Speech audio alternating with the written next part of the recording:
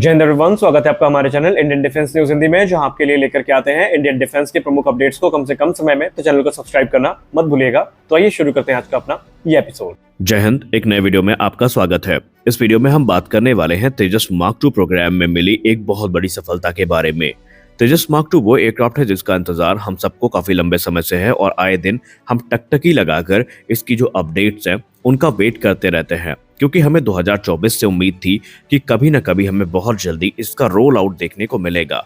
लेकिन अब एक के बाद एक ऐसी रोचक अपडेट सामने आ रही हैं जो हमारे उत्साह को चरम सीमा पर ले जाने के लिए सक्षम है।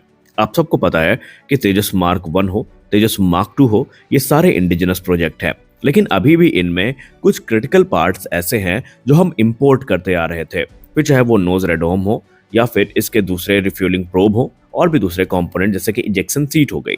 लेकिन अब भारत में चरणबद्ध तरीके से इन सारे कंपोनेंट्स को चिन्हित करके इंडिजिनाइज किया जा रहा है। और इसी बीच Defence Research and Development Organisation ने एक ऐसी तस्वीर साझा करी है जिन्हें डिफेंस गलियारे में हलचल मचा दी है।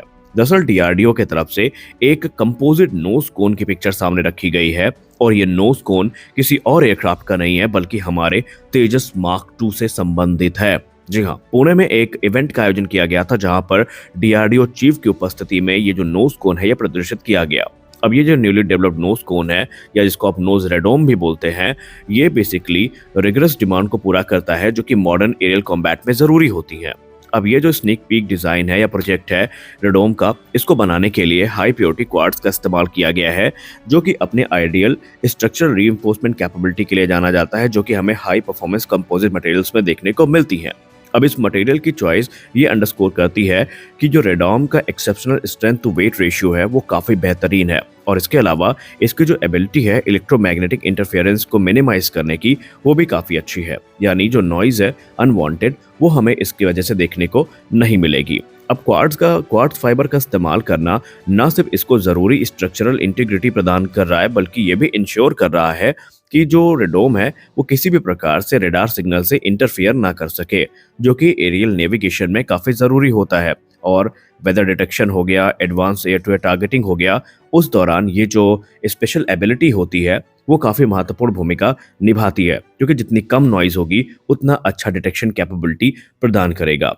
अब तेजस मार्क 2 की जो नोज कोन है, अगर हम इसके साइज की बात करें तो इसका जो प्रीडिसेसर है तेजस मार्क 1 उसकी तुलना में ये थोड़ी छोटी है। जी हाँ, इसमें जो डिजाइन फीचर यूज किया गया है उसकी वजह से इसमें लेंथ और डायमीटर दोनों में रिडक्शन देखने को मिला है। अब अगर हम डायमीटर की बात करें तो स्पेसिफिकली तकरीबन 10% तक हमें जो डायमीटर है वो कम देखने को मिला है। डायमीटर का जो अभी तक मीटर सामने आया है वो 809 mm है। वहीं अगर हम बात करें इसके नरोइंग प्रॉपर्टी की तो तकरीबन अगर हम बात करें फ्रंट एंटीना एलिमेंट के सामने प्लेन पर ये तकरीबन 740 mm तक नैरो हो चुका है, जो कि इसकी बेहतरीन एरोडायनेमिक प्रोफाइल का एक प्रदर्शन है।